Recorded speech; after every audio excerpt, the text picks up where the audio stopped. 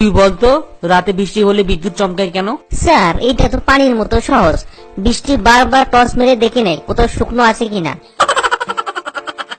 তুই গতকাল স্কুলে আসিসনি কেন? স্যার আমার নানি মারা গিয়েছিল।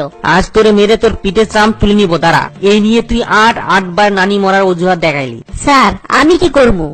নানি যতবারই মরেছে নানা আরেকটা নতুন বিয়ে করেছে। আজ তোরে একটা ইমোশনালি প্রশ্ন করব, দেখি তুই কত পাকা হইছস। নো প্রবলেম স্যার, আপনি ট্রাই করতে পারেন। আচ্ছা তুই বলতো বিয়ের সময় মাইয়ারা এত কান্দে কে? কাঁদবো না স্যার, এতগুলা পোলার সাথে প্রেম করার পর একটা মাত্র জামাই, এইটা কি সহ্য হয়?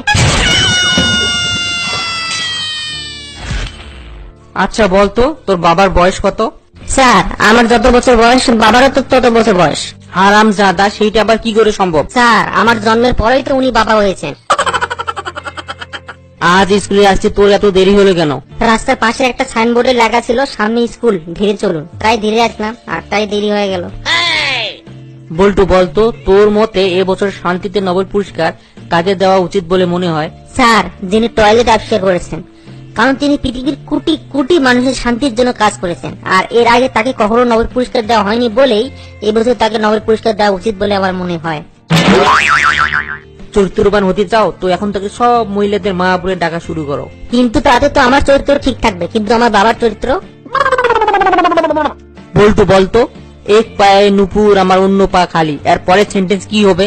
স্যার এর পরের সেন্টেন্স হবে এক পাশে বউ আমার অন্য পাশে শালি।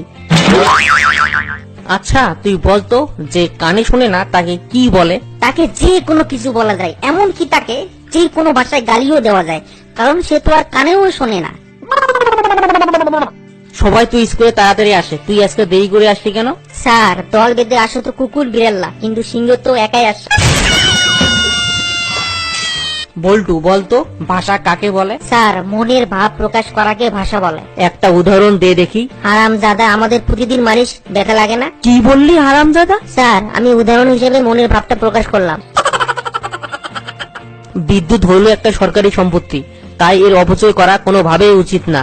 জি না স্যার, বিদ্যুৎ হলো আমার মামার সম্পত্তি। তোর মামার সম্পত্তি হইল কেমনে? যখন ওই লোডশেডিং হয় আব্বা মামাকে গালি দিয়ে বলে শালা বিদ্যুৎ আবার চলে গেল। ভিডিওটি যদি আপনাদের একটুকু ভালো লেগে থাকে তাহলে অবশ্যই ভিডিওটিতে লাইক, কমেন্ট এবং শেয়ার করতে বলবেন।